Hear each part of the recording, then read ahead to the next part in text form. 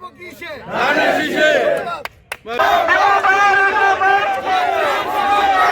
আপনাদের জায়গাকে দখল করতে আসে রূপগঞ্জের মানুষ এত বোকা দেবেন না। মধুখালী একটি গ্রাম, আমি বলবো সেই গ্রামটা সবার অন্তর আছে, নামটাও কিন্তু মধু দিয়ে শুরু। সেখানে মধু থাকে, সেখানে কারা আসে, ভ্রমণ আসে। আপনাদের নামটা যখন মধু দিয়েছে এই জন্য বিভিন্ন ভ্রমণ কিন্তু ঘুরতেছে। আপনাদের জায়গাকে দখল করার জন্য, আপনাদের থেকে উচ্ছেদ করার জন্য বিভিন্ন ভ্রমণ ঘুরছে। এখন এই ভ্রমণকে দূর করার জন্য কি করা লাগে বলেন তো? ধোঁয়া দেওয়া লাগে, আগুনের চাপ দেওয়া লাগে। এই আগুনটা কারোর হাতে আছে, আপনাদের হাতে, মধুখালীর প্রতিটি জনগণের হাতে আছে। এই আগুনের সাথে আমিও থাকবো। যদি আপনাদের জায়গাকে দখল করতে আসে দিব, কারণ আমার মা বোনরা কষ্ট করে সংগ্রাম করে এই জায়গা রেখেছে। এখন আবার একবার করেন পূর্বাচল, একবার করেন বিভিন্ন ভিলেজের নাম দিয়ে রঙ্গ তামাশা করতেছে। জায়গা না কিনে পালি বরাদ করবে, জায়গা না কিনে বিভিন্ন কেস কামারি করবে। রূপগঞ্জের মানুষ এত বোকা দেবেন না। 17 বছর অনেক বোকামি দেখিয়েছেন, আমরা আমাদের উপরে অত্যাচার করেছেন। এই অত্যাচারের সময় শেষ, কারণ এখন রূপগঞ্জে দেখবে রূপগঞ্জের সন্তান। আর রূপগঞ্জের সন্তান কারা? আমরা সকলে, আমিও আপনাদের রূপগঞ্জের সন্তান, তাই আমিও দেখবো ইনশাল্লাহ আপনাদের আপনাদের এখানে আরেকটি সমস্যা আছে, সেটা হলো মাদকের সমস্যা। বিভিন্ন এলাকায় যত না দুধ বিক্রি হয় তার চেয়ে বেশি মাদক বিক্রি হচ্ছে।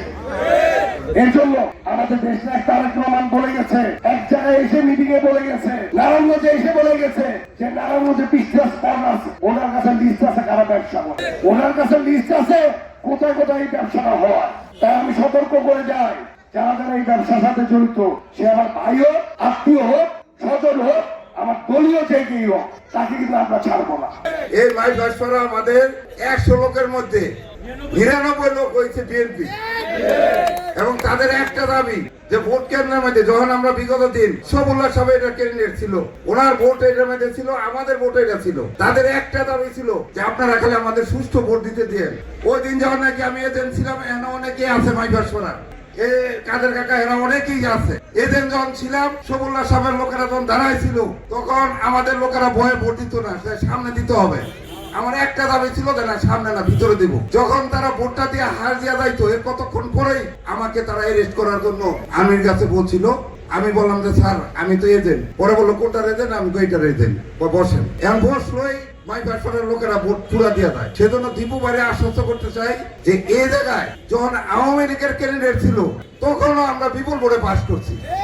আর এখন তো ইনশাল্লাহ আপনি বাবা দাদাদের অতীত ইতিহাস, ওনারা সবসময় রূপগঞ্জের মানুষের কল্যাণে কাজ করে গিয়েছেন। অতীত ঐতিহ্য সেটাই কথা বলে। তো আমরা বিশ্বাস করি সেই ধারাবাহিকতায় জনাব মোস্তাফিজুর রহমান ভূঁইয়া দীপু ভাই আগামী দিনে আমাদের যে রূপগঞ্জের মানুষ রয়েছেন তাদের কল্যাণে উনি ওনার সর্বোচ্চটা দিয়ে যাবেন। আমরা চাই আগামী 12 তারিখ আপনারা সবাই দল মত নির্বিশেষে, জাতি ধর্ম নির্বিশেষে একটি সুন্দর ভোট হতে যাচ্ছে আগামী 12 ফেব্রুয়ারি।